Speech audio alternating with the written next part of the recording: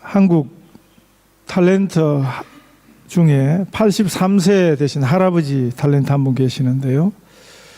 그분이 기억력을 위해서 하시는 것 중에 미국 대통령들 이름을 그 순서대로 외우는 일을 하신답니다.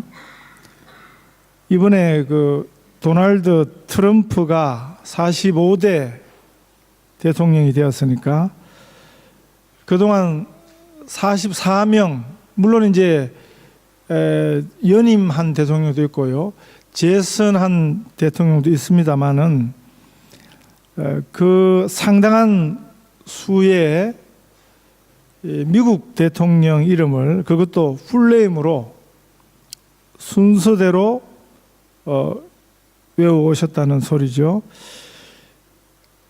어제 새벽에 아시는 것처럼 미국의 새 대통령이 취임을 했습니다.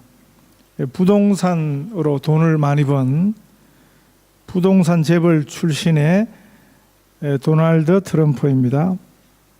저는 설마 그이가 대통령이 될까 이렇게 생각했는데 당선이 되고요, 또 대통령으로 취임을 했습니다. 미국에 이상한 일이 일어난 것입니다. 제 생각에는 45명 미국 대통령 중에 아마 이번 대통령이 제일 수준 낮은 대통령이 아닌가 이렇게 생각하고 있습니다. 우리는 이렇게 수준 낮은 현직 대통령 둘을 보고 있습니다. 미안한 말이지만 이 의미는 그들을 대통령으로 뽑아놓은 국민성의 수준이기도 합니다. 이 도널드 트럼프가 전례대로 성경책 위에 손을 얹고 대통령직 수행 선서를 했습니다.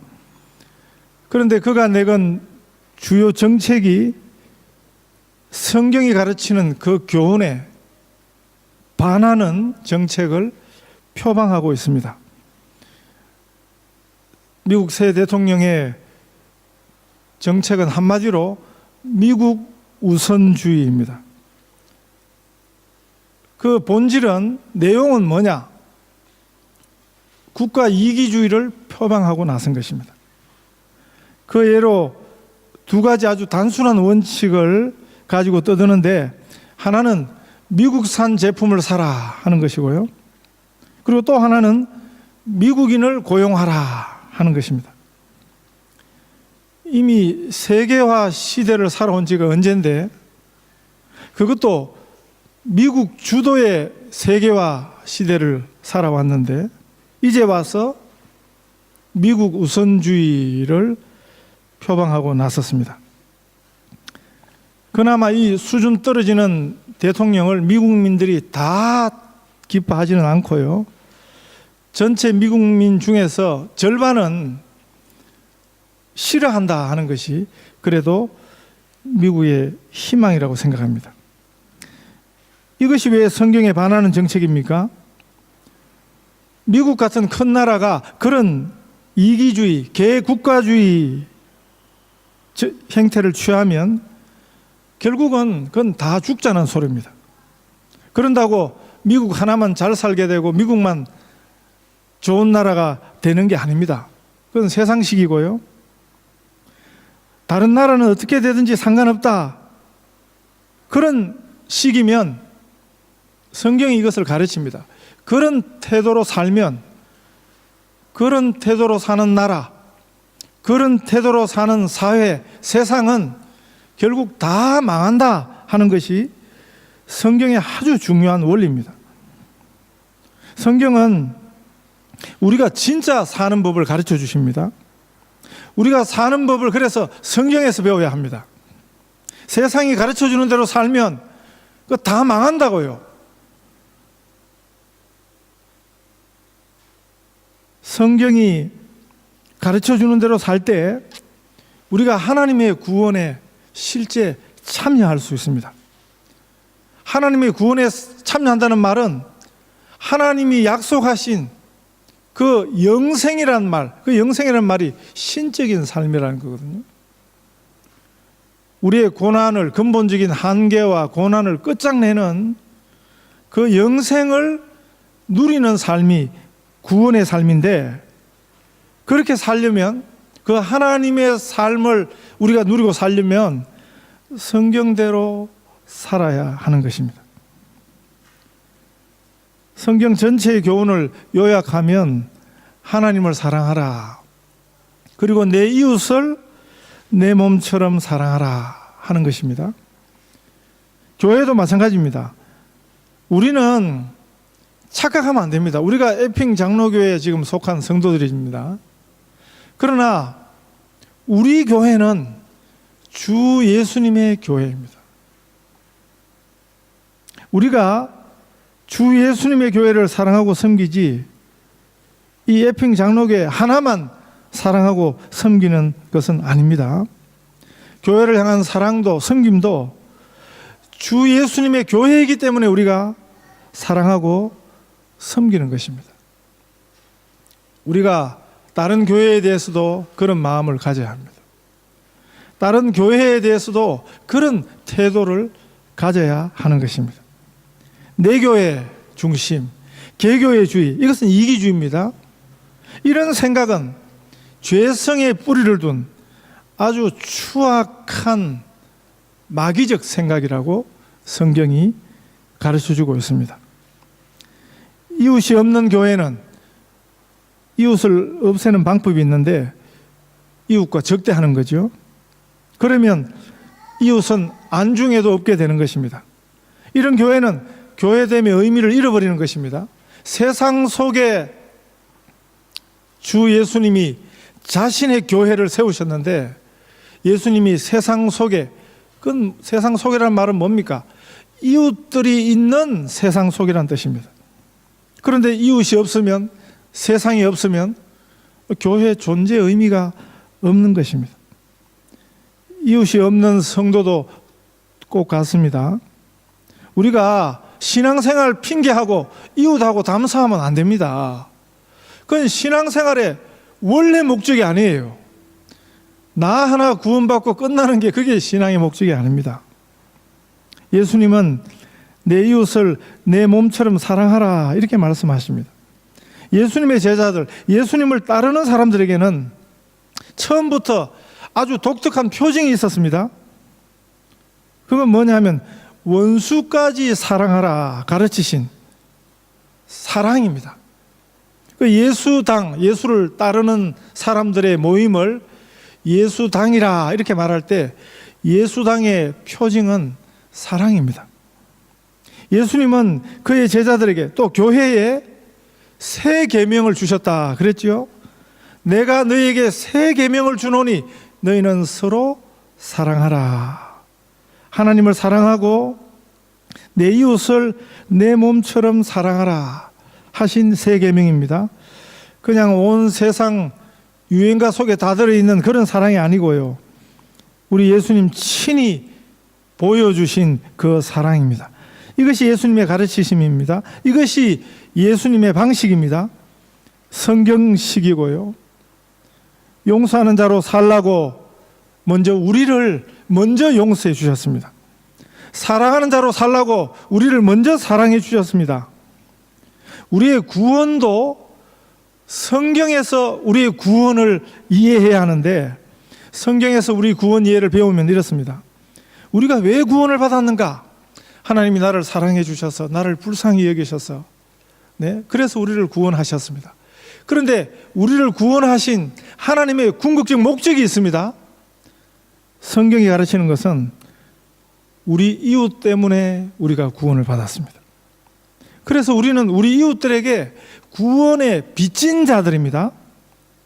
로마서에서 바울이 지금 이것을 설명합니다. 바울의 구원 이해가 이런 것이었습니다. 그래서 사도 바울은 이방인을 구원하시기 위해서 하나님이 바울을 구원해 주셨다. 바울은 그렇게 생각했습니다. 그렇게 믿었습니다. 그래서 바울은 이방인에게 자신의 구원이 빚진 자라 이렇게 말하는 것입니다.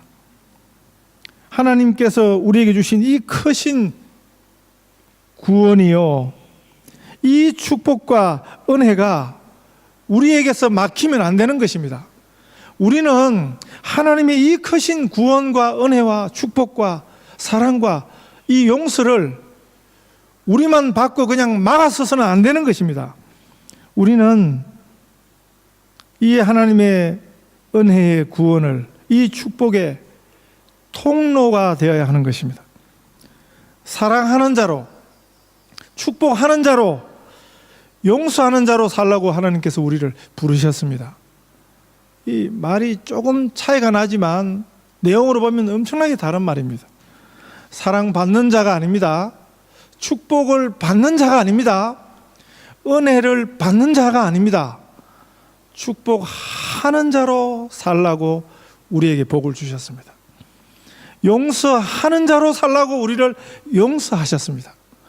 은혜를 나누어 주는 자로, 은혜의 통로로, 구원의 통로로, 축복의 통로로 사는 자로 우리를 부르셨습니다. 큰 축복을 받았으면 우리가 이 축복을 어떻게 나눌까 하고 고민해야 하는 것입니다. 그 축복의 복됨에 그냥 빠져 있으면 그건 죽음의 축복이 되는 것입니다. 그건 저주의 축복이 성공이 될 것입니다. 기도도 그렇습니다.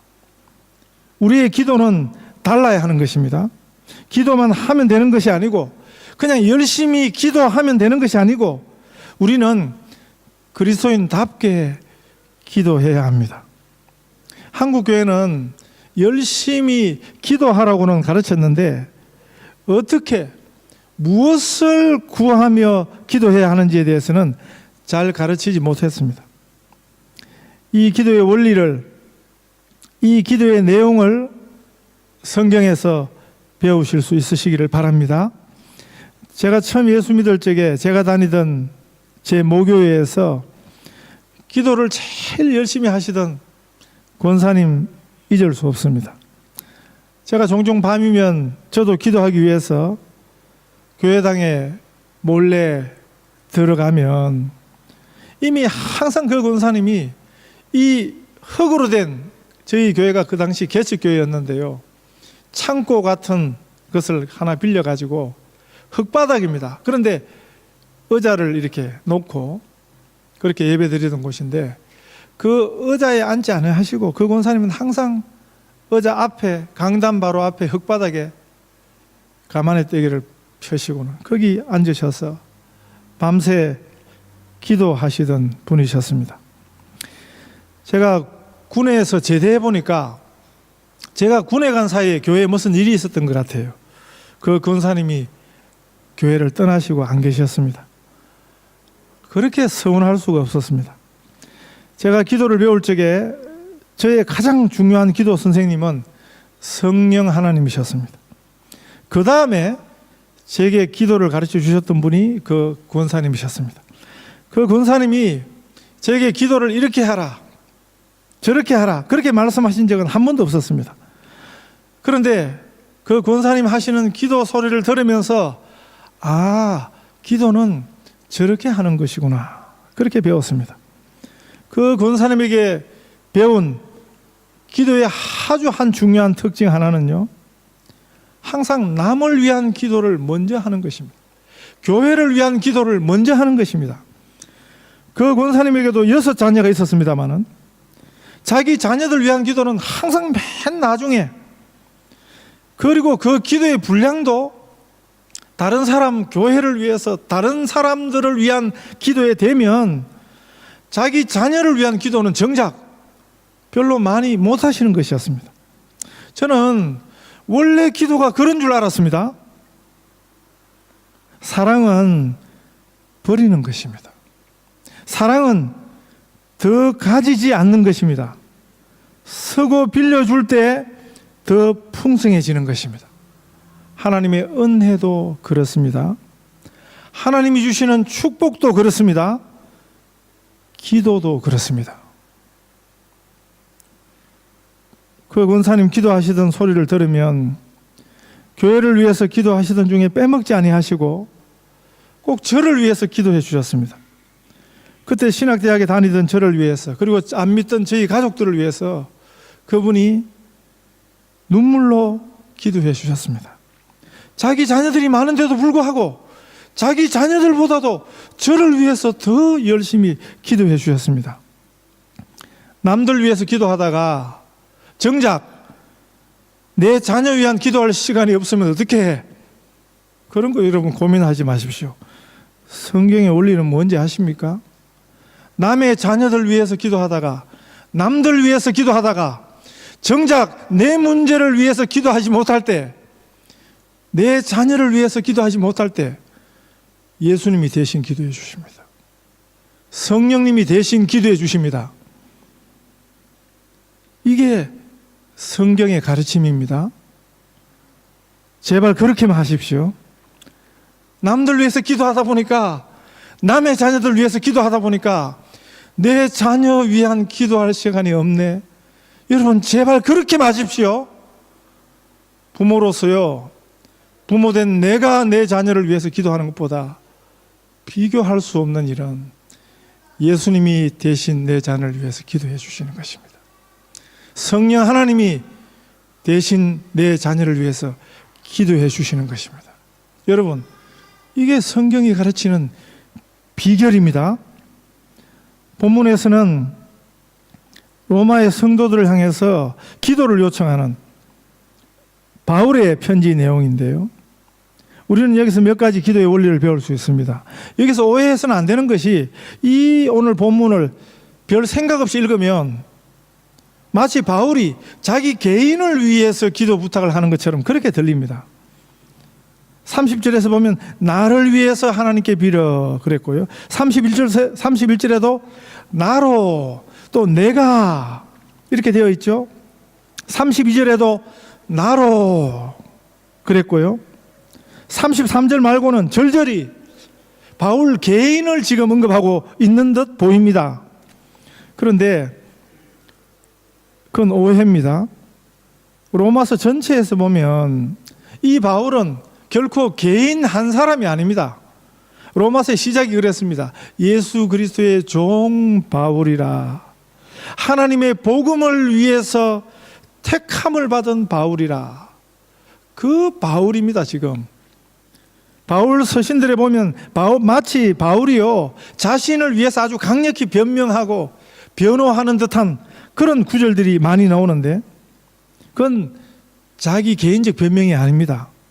문맥을 가지고 전체 문맥에서 잘 읽어보면 바울의 그 변명은 예수 그리스도의 복음을 위한 변명입니다.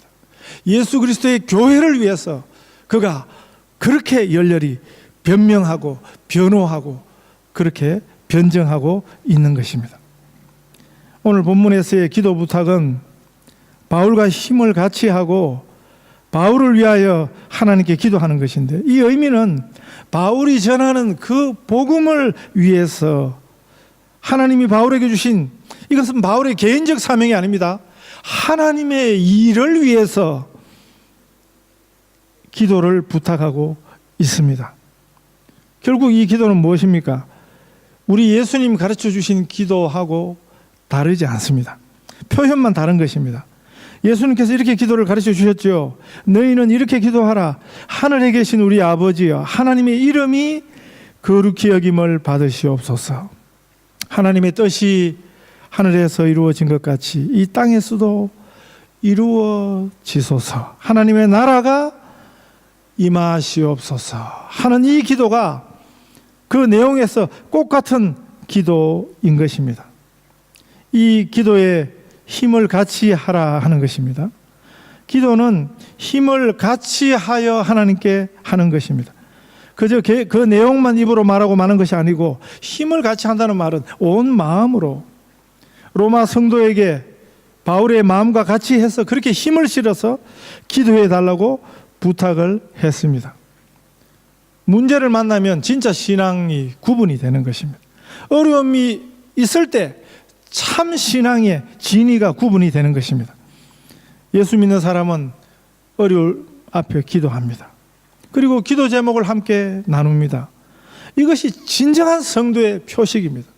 물론 성도들이 함께 놀기도 하고 함께 밥도 먹고 함께 대화도 하고 함께 만나고 이것도 성도의 교제인데 성도의 교제의 본질은 기도를 함께 하는 것입니다.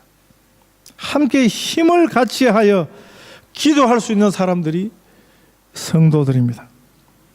모이면 함께 기도하시기를 바랍니다. 우리 안에 기도의 나눔이 있으시기를 바랍니다. 우리의 기도 나눔 가운데 우리가 힘을 같이 해서 하나님께 기도할 때 놀라운 하나님의 역사가 일어날 줄 믿습니다. 우리가 어려움 중에 있는 성도를 위해서 기도할 때 그 어려움 당하는 그 성도의 마음 안으로 함께 들어가야 하는 것입니다. 우리가 선교사님들을 위해서 기도합니까? 우리의 마음이 그 선교지에 함께 가야 하는 것입니다. 제가 대구서 섬기던 교회는 영남군에서 선교를 제일 많이 하는 교회로 소문난 교회인데 그 교회는요, 한 번은 전체 성도들이 모여가지고 어떤 기도를 하냐면 필리핀 선교사님 보내어 놨는데 그 선교사님 몇 년 전에 여기 다녀가셨어요. 그분이 그때도 그런 얘기 하시더라고요.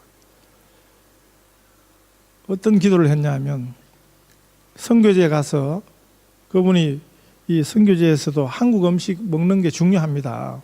네. 한국 사람이 그래야 그 고향에 대한 향수도 있고요. 사람이잖아요. 선교사도 약하잖아요. 그래서 한국 음식 하려고 된장을 담궜는데 날씨가 안 맞아가지고 된장이 안 뜨더라는 거죠. 그래서 그분이 선교 편지 속에서 그 밑에 잠시 이렇게 언급했는데 성도님들이 네, 우리 선교사님 얼마나 힘드실까? 네. 그 선교사님들 위해서 기도하자. 그렇게 모여가지고는 다른 기도도 하면서 하나님 그 선교사님 불쌍히 여겨주세요. 그 먼 고국 떠나서 그곳에서 선교할 때 네? 된장 좀 뜨게 해주세요. 그렇게 기도했다는 거 아닙니까? 그래서 놀라운 일이 일어났습니다.